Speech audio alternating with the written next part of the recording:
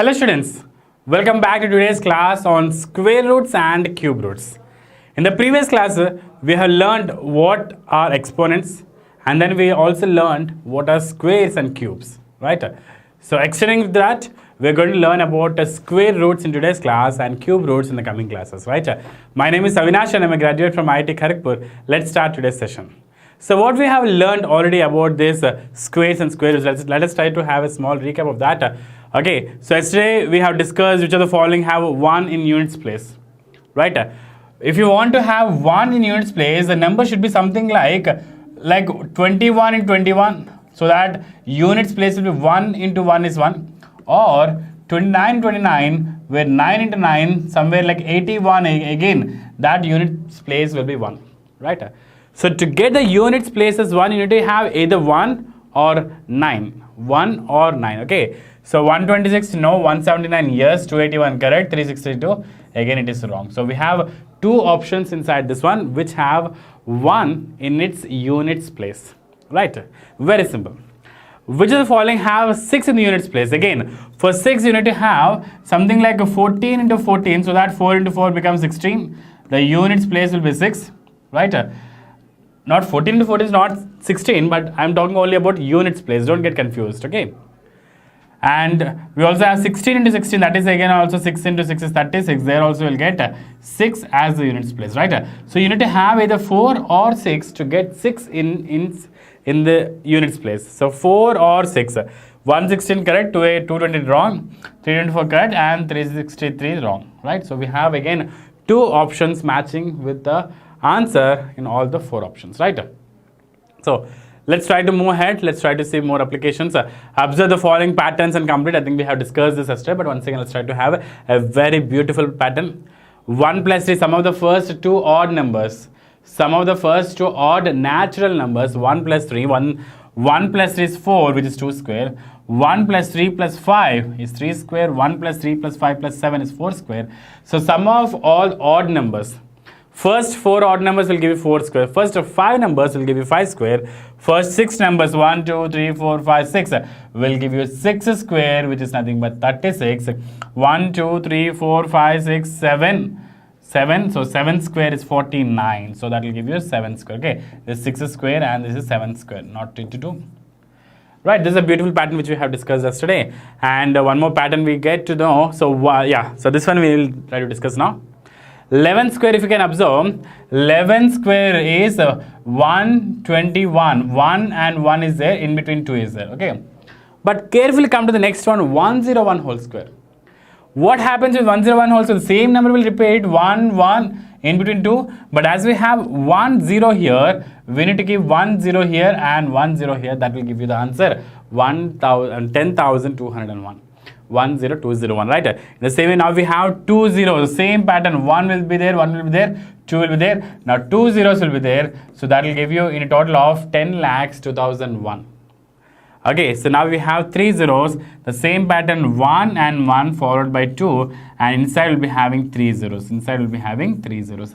As simple as that. See here, 1, 1, 2, 3, 4, 5 zeros. 5 zeros. Don't get confused. Not 4. We have 5 zeros. 1, 1, 2, 1, 2, 3, 4, 5. 1, 2, 3, 4, 5. So this is the final answer for this square. See how simple and how beautiful pattern is being followed. And you can replicate the same thing. You can also write 1, 1, 2, 3, 4, 5, 6, 7, 8, 9, 10, 1 whole square. You can even write this answer. It's as simple as that. 1. And the corner 1, middle 2, and you need to keep 10 zeros here and 10 zeros here, so we'll get the answer. As very simple like that, right? So moving forward, so we have more beautiful patterns. Carefully see, 1 square is given as 1, 11 square is a 1, 2, 1, 1, 1, 1 square. Carefully see, 1, 1 square, 1, see this is only 1, then 1, 1 and 2 came, 1, 1 and then 2, 2 and then 3 came. The next one, 1, 1, 2, 2, 3, 3 and then 4. See how beautiful pattern is being followed. Now 1, 2, 3, 4, 5. 5 ones are there, whole square. So we need to go till 5. Okay. So 1, 2, 3, 4, 5. Again come back. 4, 3, 2, 1. 4, 3, 2, 1. Correct? In the same way, 1, 2, 3, 4, 5, 6 is there. So that will give you 1, 2, 3, 4, 5, 6 and come back 5, 4, 3, 2, 1. So this is how we are going to discuss all this, right? 1 square, 11 square, 111 square, right? 1, 1, 1, 1, 1. So 6 square. In the same way, you can also try to find if you have 1, 1, 1, 1, 1, 1, 6, 7, 8 square. You can go till 8. 1, 2, 3, 4, 5, 6, 7, 8. Then come back 7, 6, 5, 4, 3, 2, 1. That is how you can try to do these questions, right? 1 second, yeah. Right. Okay, so this is the pattern is being followed. Let's move for the next one. From the following pattern, find the missing numbers. Okay, again a very simple logic-oriented puzzle. You can say 1 square plus 2 square plus 2 square is 3 square. Okay. What happens? See, carefully see the pattern. I will just try to see the first three at least. 2 square is there, 3 square is there, 6 square is there, 7 square came. So how to bring some pattern? 3 square, 4 square, 12 square, and we got that as 13 square. So we need to bring some pattern here. Carefully observe. 3 into 4. 3 into 4 is 12 square. 3 into 4 is 12, right? And this 13 is nothing but 12 plus 1. 2 plus 1, 3, 2 and 3 are there. 2 and 3 are there. Side by side numbers. 2 into 3 will give you 6. 6 square will give you 7 square. If you want to verify, you can. 7 square is 49 and 6 square 36. 3 square 9. 2 square 4. 10, 19 and that becomes 49. That's exactly correct. Right? So the very first number is there. We'll go for this question. 4 square is there. Plus 5 square is there. Now the next square is nothing but the multiplication of 4 into 5, that is 20 square, should be equal to 21 square. The next number after 20 is 21 square. Let's try to verify that. 4 square 16, 15, 5 square 25, 20 square 400. So 11, 2, 3, 4 and 441, which is exactly equal to 21 and 21. 1s, 2s, 2 and 4. That becomes 441. That is exactly correct. Okay, so 4 square plus 5 square plus 20 square will be equal to 21 square. In the same way, now without doing anything, I'm just telling you the answer. As you have 30 here, you need to get 31 square here, and as 30 is here, we should be product of two numbers, 5 and the next number will be 6. So 5 square plus 6 square plus 30 square, right? In the same way, 6 7s are 42 and this becomes 42 square, that becomes a 43 square. That becomes a 43 square. Understood? Straightforward. A very beautiful logic. What is that? If we have a number x square plus x plus 1 whole square, that means the next number x square and x plus 1 whole square plus now you need to multiply these two numbers, x into x plus 1 whole square, and this we are equating to for this number plus 1, right? For this number plus 1, so x into x plus 1 whole square. Okay, although it looks very confusing here, but don't worry, don't look into all those. Just try to concentrate on the pattern and try to write the missing numbers. Okay, these type of questions are very important, not only for the state boards, not only for the CBSE, even for scholarship tests, Olympiad, right, and NTSC national level Olympiads, everywhere this type of questions will be repeating, right? A good question. Next one. What will be the units digit of the square of the following numbers? Units digit, we observed that units digit is again with respect to this units digit. 9 into 9, square of that, right? 39 into that 9. 9 9s are 81. So 1 will be the units place.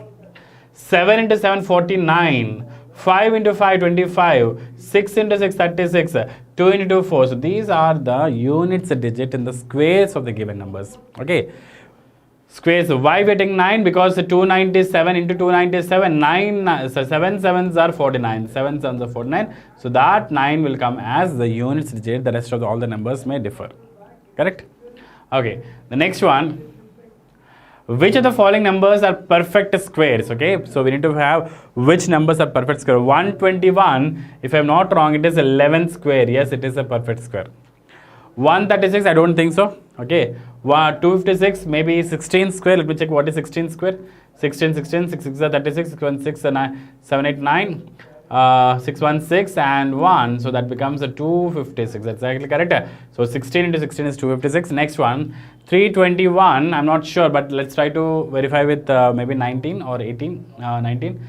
19 19s, 9 9s are 81, 9 1s are 9, 9 plus 8, 17 and 19 1s are 19. So 1, this becomes 3 and 331. We have 331 but not 321. Once again, just try to please cross check that. Once again, let me check that. 9 9s 81, 9 1s 9, 9 plus 8 17, correct? Again 19, 1, 7, 60, sorry, we had this 6, right? This is 6, right? 361 will come, not 321, okay? 361 is correct. Or any other number where we are having 1 at the end, maybe 21, but that's not near to that, okay? So I don't think this is a perfect square. 600, even that is not a perfect square. Now, my question is, how to find whether a number is a perfect square or not? Is there any method for that? Yes, definitely we have methods for that to identify which numbers are perfect squares, which are not, that we're going to discuss in the coming part of the class, okay? Let's move ahead to see the next one. The following numbers are not perfect squares. Give reasons. 257, okay? Reasons in the sense we cannot express that as factors of equal numbers, right? So whenever we say perfect square, if a number is m square, if a number is m, so if you can write as n into n, or you can express as n square, you can express it n square, then we can say that it is a perfect square, right? So please try to see in that way. Next one. Find whether the square of the following numbers are even or odd. This is very good question. For square of the following numbers are even or odd. So this is not that difficult question. Carefully see here.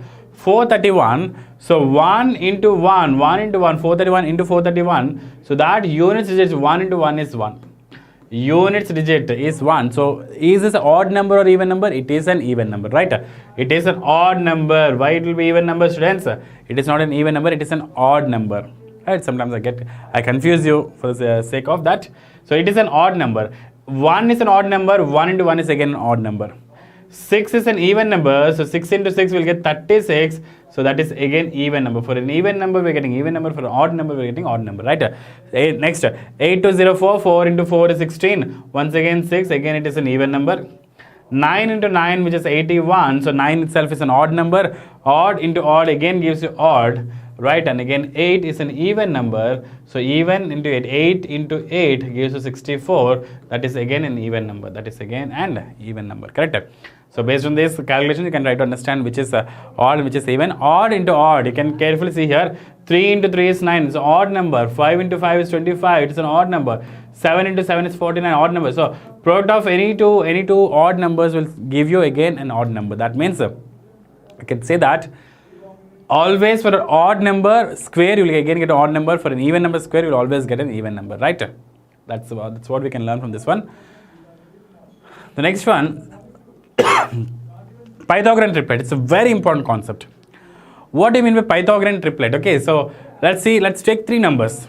Let's try to take three numbers. Okay, 3 square plus 4 square. Two numbers, 3 and 4. Let me take three numbers, 3 and 4, or and 5 also. We'll see what is the relation between all these three. What is the square of 3 square? What is the square of 3? 3 square is 9, 4 square is 16, and 5 square is 25. Carefully observe. If you carefully see, 9 plus 16 is equal to 25. 9 plus 16 is equal to 25, right? So 3 square plus 4 square, 3 square plus 4 square is 9 plus 16, which is 25, which is 5 square, right? So what happened here? We are trying to square and add two numbers, and that is being converted again to a perfect square at the end. So that type of triplet means three numbers. Triplet means three numbers. Which three numbers? 3, 4, 5. So 3, 4, 5 is a Pythagoras triplet. 3, 4, 5 is a Pythagorean triplet. In the same way you have 5, 12 and 13. 5, 12 and 13. This is one more triplet, and there are many triplets like that. I'll give you a small example based on this 3, 4, 5 into 2. If you do into 2, you will get 6, 8, and that is again a Pythagoras triplet. Into 3, let's say 9, 12, 20. That is again a Pythagoras triplet. So in that way, you can try to write many triplets. Triplet means three numbers at the same time. Okay, together group. Next one. Generally, ABC are the positive integers if a square plus b square equal to c square. If sum of the squares of two numbers is equal to square of the other number, then those three numbers a, b, c are said to be Pythagorean triplet, and that we'll be using in majority in the right angle cases. Okay, so in right angle triangle, if you can remember right angle triangle, hypotenuse will be there.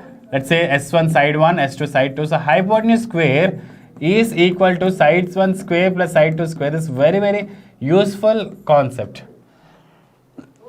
Okay, so you can see there are no common factors other than 1 among ABC, then the triplet ABC is called a primitive triplet. Okay, if there are no common factors other than 1, for example, we have like before case 3, 4, 5. I don't think there is no other factor which is common for 3, 4, 5. But if I write 6, 8 and 10, here we have a common factor is equal to 2.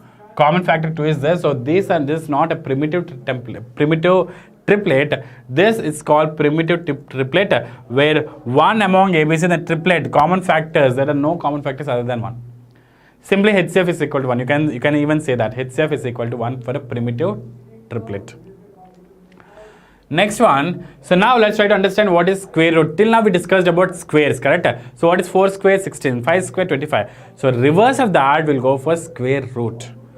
So you told me 3 square is 9 or 5 square is 25. So now we are going in the back direction from 25. We need to find the answer of 5. When the given number is 25, we need to go back to get the value of 5. Right, that is what square root means. Square is from 5 square to 25, but square root is 25 to 5. Right, the reverse process of that. So 3 square is 9, which is square root of 9. We write this as 3 is equal to root 9. Root over this symbol is called root 9. Root means square root, not cube root. I will specially mention for that. Root means a square root. Okay, next one. 4 square is 16. So 4 is equal to root 16. 4 is equal to root 16. 5 square is 25. So 5 is equal to root 25. 5 is equal to root 25. Okay. So 3 square is 9. Square root of 9 is 3. 4 square is 16. Square root of 16 is 4. 5 square is 25. Square root of 25 is 5. Right. Let's move ahead. So let's try to find all the square roots of this one. How to find the square roots? What is the procedure? Do we have any procedure? Yes, we have procedure that we're going to cover in the coming slides. So root 1 is 1, correct? Root 4 is 2 because 2 into 2 will give you 4. Because 2 into 2 will give you 4. That is how you try to find square root. 9 is actually 3 square. 9 is 3 square. It's actually 3 into 3. So 1 time you need to write 3. Root 16, 4. Root 4 square, 4. Root 25 is 5. You need to understand the difference between a square and square root. For the number 5, 25 may be square, but root 25, 5 is a square root. Okay. Next one, 36.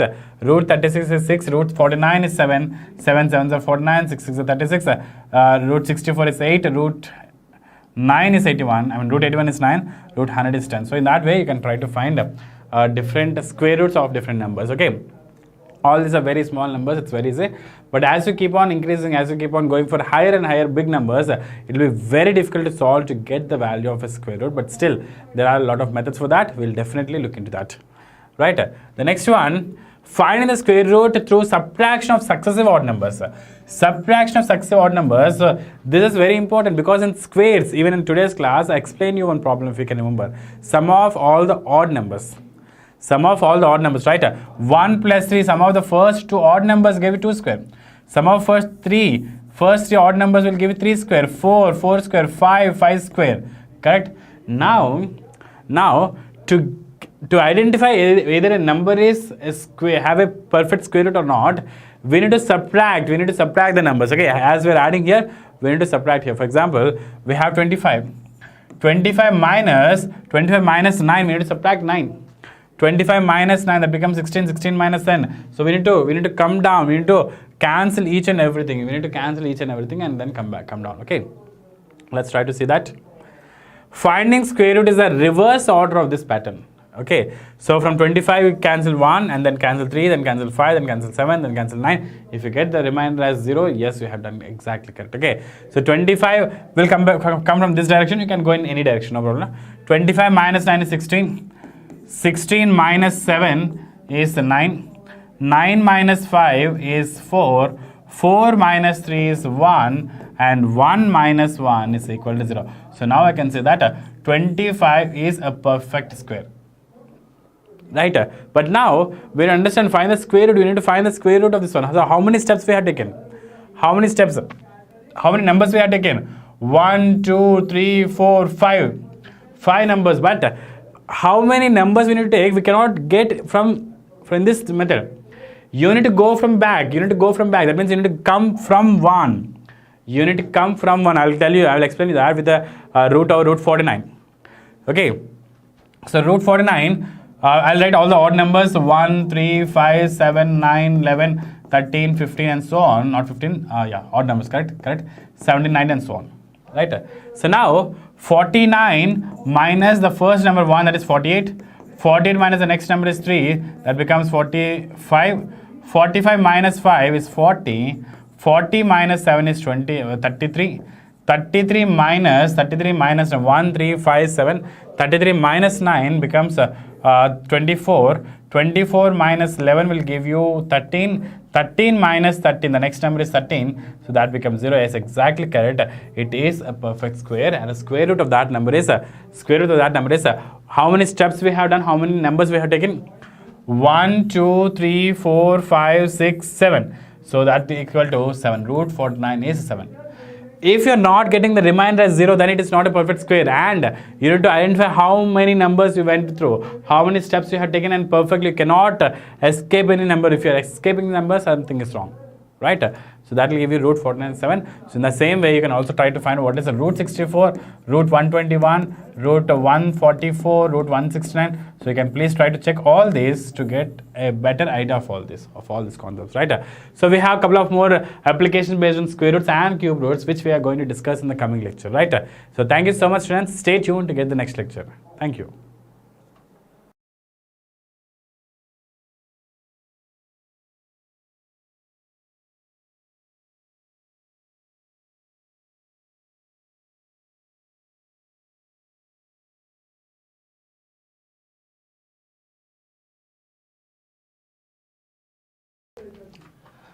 Hello everyone, welcome back to chemistry class at Gravity Cloud. Let's start the fresh chapter of electrical conductivity of liquids in this class. Now in this class we will understand about the basics regarding the electrical conductivity of liquids, right? So very important thing, this chapter has a lot of importance in your higher classes also, right? So be aware and be very careful and be attentive when you attend this class, right? Don't worry, the class will be fun, but along with that, you need to pay attention to the concepts. Now, before directly jumping to the topic, I just want to ask you one question. That how does the current supplied by the flow in the circuit? How does the current supplied by the cell flow in the circuit? Can you tell me? Either it flows from positive terminal to negative terminal or from negative to positive terminal. What does it mean? Suppose I have this bulb, right? Suppose I have this bulb. I connect this bulb with the wires and to a battery. Let's say this is my battery. Right. Now the battery has a positive terminal, battery has a negative terminal. The battery has positive terminal and negative terminal both. So in which direction the current will flow? Will the current will flow from positive to negative like this? Or the current will flow from negative to positive like this. That is important to understand, right? So basically, whenever we have a circuit, in a circuit, the current will always flow from positive terminal of the battery towards the negative terminal like this, right? From positive terminal to the negative terminal like this. Right. Our chapter is electrical conductivity of liquids. So to understand this thing, first of all, we need to understand the electrical current. That what is electrical current, right? And how does the electrical current actually flows? So in a closed circuit, I am using the term closed circuit. Now what is the meaning of closed circuit? Closed circuit means we have an appliance like bulb, it is connected to the wires, and the wires are connected to the battery. So you see this circuit is closed. This circuit is closed, right? Means everything is connected to one another. So in a closed circuit, the electric current will always flow from positive terminal to negative terminal. Simple, right? Very important to understand. Now the point is, what are the things which you are going to cover in this class? In this class, we are going to understand about the good and bad conductor of electricity.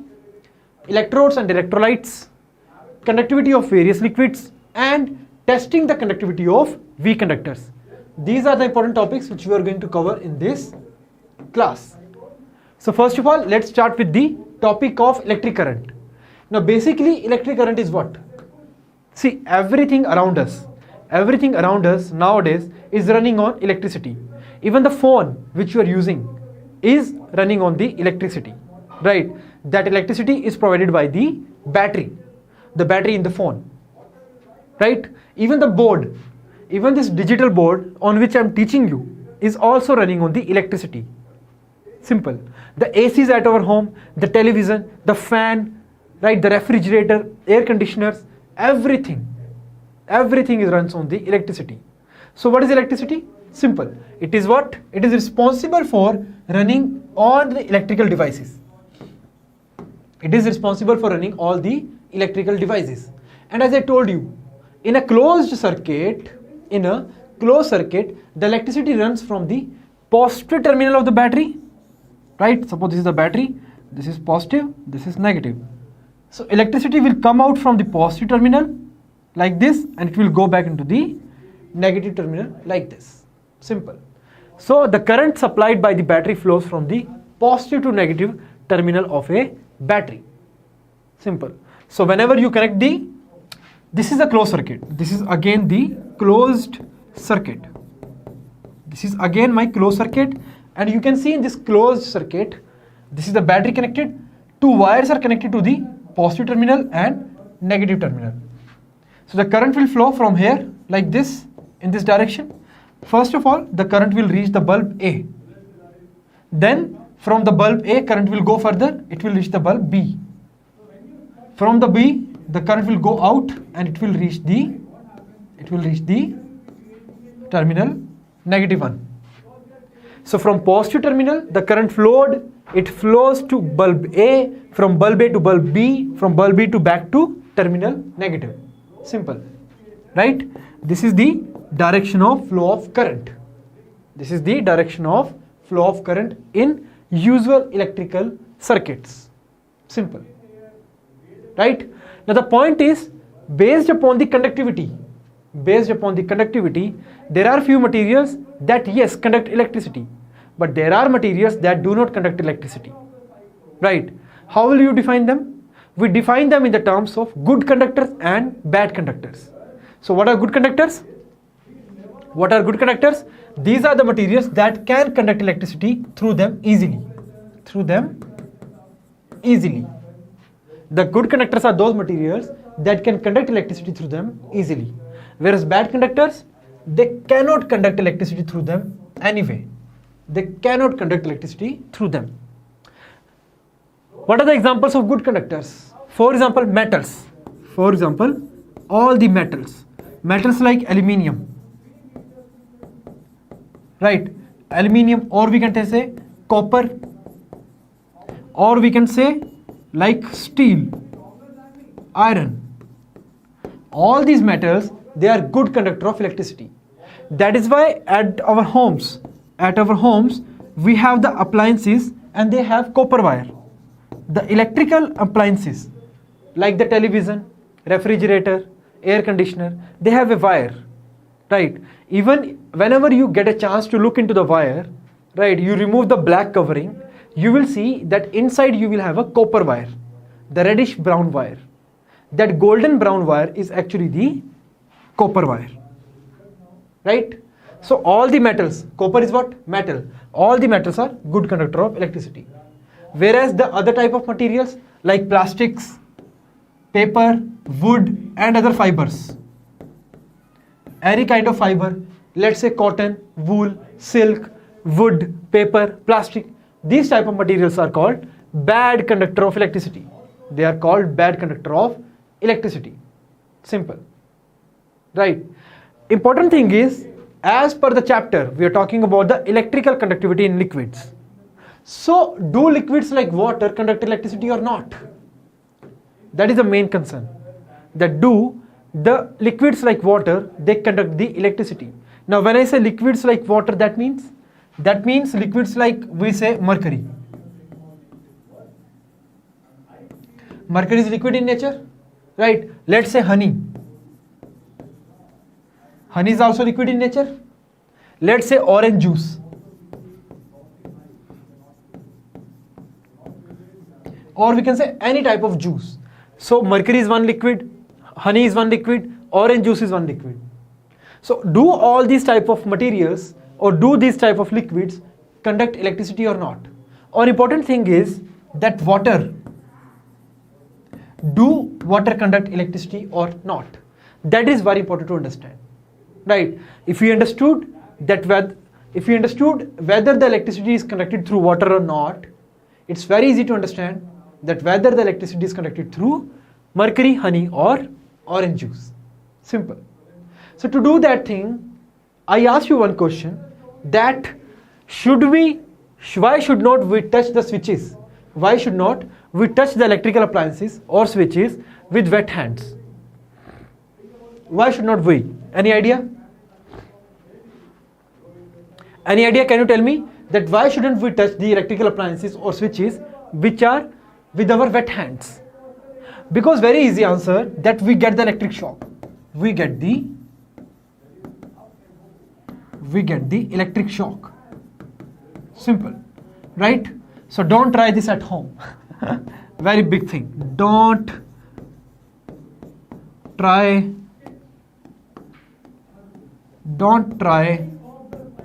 this at home.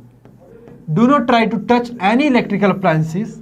Do not try to touch any electrical wire at home if your hands are wet or if your feet are wet, right? Or even if you are standing in the wet area, right? If you are standing in an area where there is a water and you are trying to touch any electrical appliances, do not try to do this thing. Do not try to do this at home, because you will get the electrical shock. You get the electrical shock. Now how do we get the electrical shock? What is that reason that we get the electrical shock when we are standing in the water? There must be something, right? There must be something. It is the reason that why we say that water is good conductor. Water is good conductor of electricity,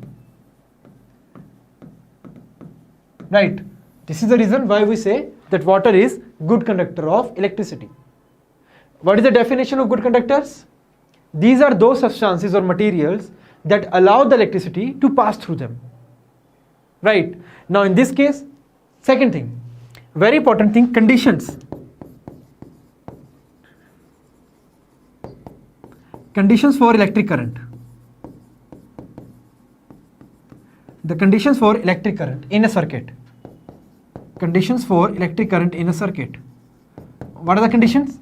First thing, that the circuit should be closed, right? The circuit should be closed. First thing, that circuit should be closed, right? And second thing, the materials, the substances should be good conductor. The substances should be good conductor. They should be good conductor of electricity. The substances should be good conductor of electricity. So these are the two important points that you need to understand. That for an electric circuit, or we can say for an electric circuit to act as a good conductor, or we can say for electricity to pass through a circuit, it should be closed. The circuit should be closed. And second thing, all the substances which are there in the circuit, they should be good conductor of electricity. They should be good conductor of electricity. So note down this point. I give you 5 seconds. Just note down this point quickly.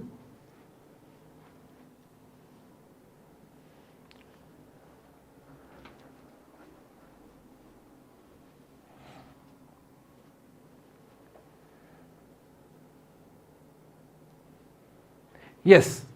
Next.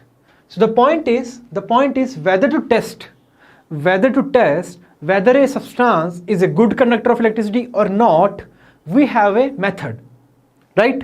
We have a method. This is called tester circuit. So tester circuit is a method which we can use to find whether to find whether a substance is good or bad conductor. Good or bad conductor. So tester is called what? Tester circuit is a circuit which we can use. Tester circuit is a circuit which we can use to find whether the substance is good or bad conductor of electricity. So how the tester circuit looks like? This is how it looks like, right? What happens in the tester circuit? It's used to check whether the current flows through the circuit or not. Simple. I told you that the circuit should be closed, right? I told you the circuit should be closed for flow of electricity. So let's say if I have this bulb, right? I connect this bulb with the wire. I connect this bulb with the wires like that. These are the copper wires. Now I do one thing. I place a battery here.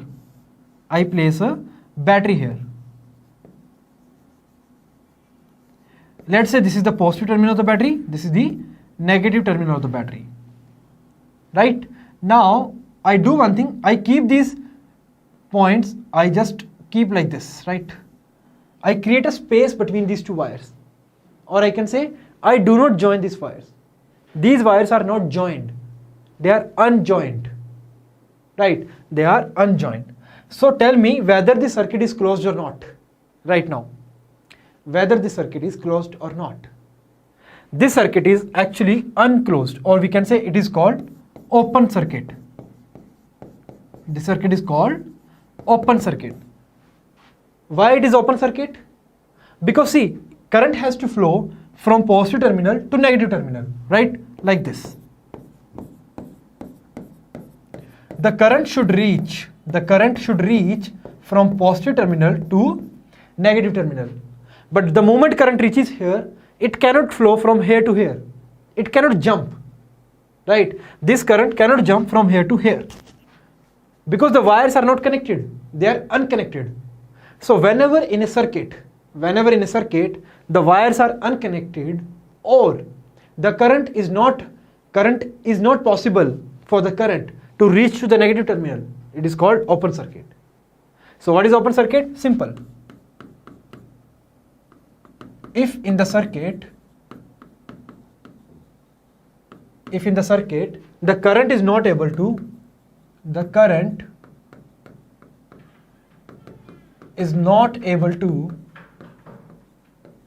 if in a circuit the current is not able to reach the negative terminal, simple. If in an open circuit or if in a circuit the current is not able to reach the negative terminal, the current is not able to reach the negative terminal of battery,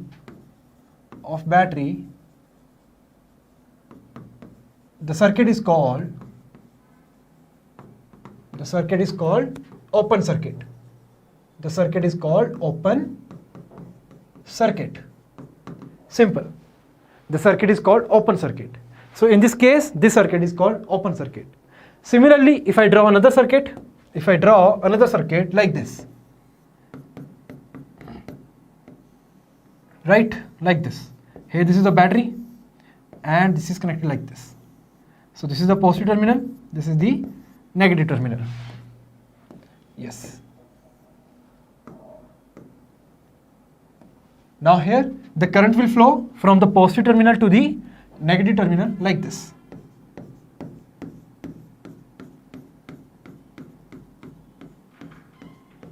Right?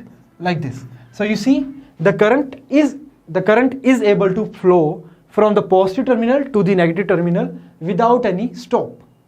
So you see this circuit is closed. The circuit is called closed circuit. So in the closed circuit, the current is able to flow from the positive terminal of the battery to the negative terminal. But in the open circuit, the current isn't able to flow from positive to negative because this point you see here it is open because of the unconnection, because the connection is not good, or we can say because the wires are not connected here. Simple, right? Wires not connected here.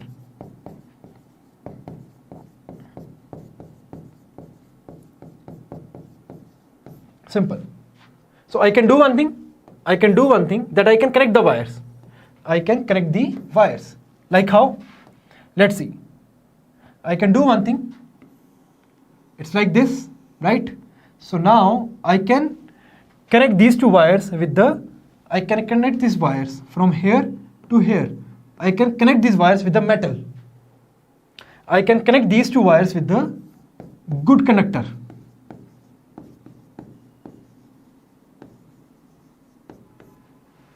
Here in the open circuit, I have not connected these wires, right? That's why the current isn't able to flow from positive to negative terminal. But here what I did, I connected these two ends. I connected this end and this end with the good conductor. So now what will happen? Good conductor is what? Good conductor is that material that can allow the current to pass through it. So now here, the current will be allowed to pass through this good conductor. Let's say this conductor is, let's say, iron nail. Let's say this good conductor is iron nail or anything made up of iron. And we know iron is good conductor. That means it will allow the electricity to pass through it. So electricity can flow from here to here in this way. Right? This is called closed circuit. This is the closed circuit and this is my open circuit. So just draw it quickly and write down the notes. Just draw it quickly and write down the notes. I give you 10 seconds.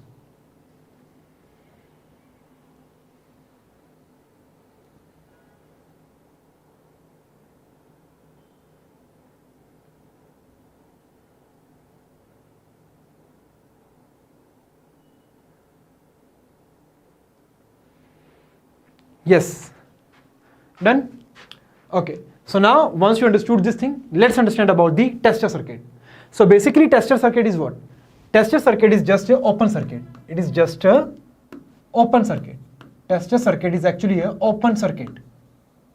It's an open circuit. If you look at here, you see the bulb is there, the battery is there. Bulb is here, battery is there, and the wires are connected like this. But here at this point, this end and this end of the wire, they are not connected. They are unconnected. These two ends are not connected. These two ends are not connected in the tester circuit. Right? So what will happen? The object to be tested. Now the object which we have to test, whether the object is good conductor or bad conductor, what I will do? I will place that object at these points A and B, in between the points A and B. Let's say these terminals, these points are A and B. So I will do one thing. I will place the object at points A and B to test whether the object is good conductor of electricity or bad conductor of electricity. Simple. Right? So the object is placed between the marks A and P. Simple. Where if the current flows through the object, the bulb glows. Simple. Just like in the case of iron nail. When we draw the closed circuit, I placed iron nail in between the open ends, right? In between the opened ends, I placed the iron object. And you saw the bulb glows. So what happened? The circuit is closed, right? The circuit is closed. So simple. If the current flows through the object, the bulb glows. And if the current does not flow the object, the bulb does not glow. So if the current flows through the object and the bulb glows, that means if the current flows through the object and the bulb glows, that means the object is good conductor. And if the current does not flow and the bulb does not glow, that means the object is bad conductor. Simple. Right? The object is bad conductor. Simple. So if current flows,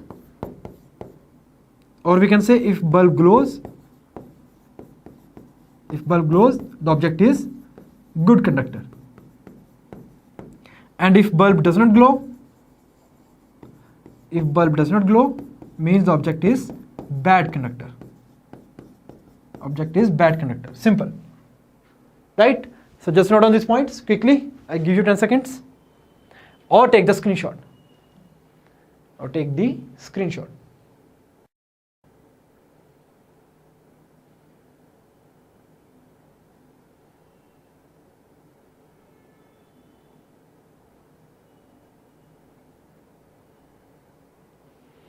Right? Next point is, as I told you, when we have to use the tester circuit, let's say in between these two ends, like here and here, I place the plastic spoon. And we know plastic is what? Plastic is bad conductor. Plastic is bad conductor. So because it is bad conductor, the electricity will not flow from the positive terminal till the negative terminal. It will go from here, it will stop here. It will not reach the bulb. Right? So it will not, the plastic spoon cannot pass electricity through it. The plastic spoon cannot pass electricity through it. That's why it does not reach the bulb and bulb does not glow. In this case, we have iron nail. So electricity will pass through the positive terminal like this, and it will pass through the iron nail also, because iron nail is the good conductor of electricity, and hence you see the bulb will glow. One thing to understand here, you see this here is a closed circuit or not? Tell me. In this case, first one, whether it's a closed circuit or not. Here we have the closed circuit. Yes, it's a closed circuit, but still there is no conduction. It's a closed circuit, but still there is no electricity. Why? I told you that there are two conditions for the conduction of electricity in a closed circuit. First thing, that the circuit should be closed. Second thing, the substances should be good conductor. Right? The substances should be good conductor. But here we have plastic spoon, and plastic spoon is bad conductor. That's why electricity couldn't flow from the positive terminal to the bulb. Simple. Right? That's it. So the point is how we can test the conductivity of liquids by using the tester circuit. Very simple. We can do one thing. We can take a jar. And we can take a liquid inside it. We can take the jar and we can take the liquid inside it. And then these two terminals, this terminal, this one, and this terminal, we can dip these terminals into the liquid. Simple. Right? Take this jar, take this tester circuit, and in the tester circuit, these two wires, this wire which is coming from the positive terminal, just put it into the liquid.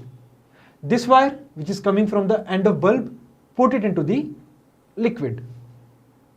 If the liquid conducts electricity, the bulb will glow. And if the liquid is poor conductor of electricity, the bulb will not glow. Simple. Right? So take a plastic or a rubber cap and pour the liquid which is to be tested in the cap. As shown in the image. Simple. This is the A terminal, this is the B terminal. So these wires we have put into the liquid. Simple. Right? Now, as shown in the figure, dip the two ends A and B, properly working tester, in the liquid which is to be tested. Take care that the ends A and B, they are not separated by more than 1 centimeter. So that means what? That means the distance, this distance, the distance between A and B, this distance, right? This distance, let's say D. So D should be less than equal to 1 centimeter. The distance D should be less than equal to 1 centimeter. Simple. Understood? Now the point is, if the bulb glows, the liquid conducts electricity. If the bulb does not glow, the liquid do not conduct electricity. This is how we use the tester circuit. Right? Tester circuit is used to test the conduction of electricity. If the electricity passes through the liquid, ultimately what will happen? Ultimately, what is going to happen here is that, just a second, what is going to happen here is that, I told you that electricity passes through positive terminal and it goes to negative terminal, right? So it will go like this. This is how electricity passes. It will go into the liquid. Now, if the liquid is good conductor, that means it will allow the electricity to pass through it. If the liquid is good conductor, it will allow the electricity to pass through it, and electricity will go from this wire to this wire, like this.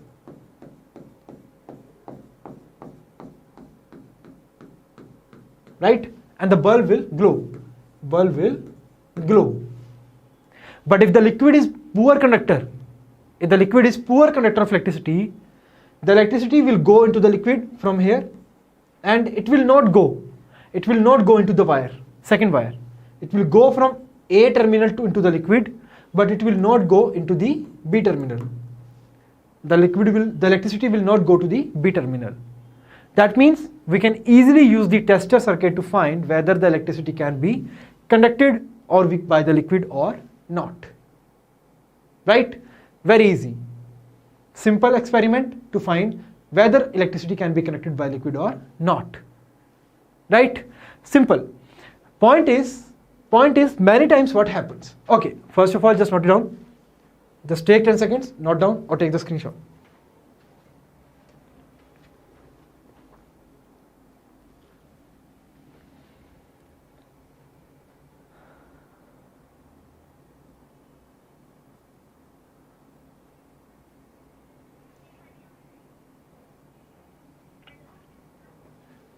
Next. So this is all about how we can find the electricity conduction by the liquids. In the next class, we will do one thing. We stop this class up to this point only because I think the time is about to get over. So in the next class, we meet and we continue this chapter and we continue this topic. Right? I hope you understood how we can easily test the conductivity of electricity, conductivity of a liquid by just using a tester circuit. Right? So that's all for today. See you tomorrow in the next class. Stay happy, stay chill, stay healthy. Thank you.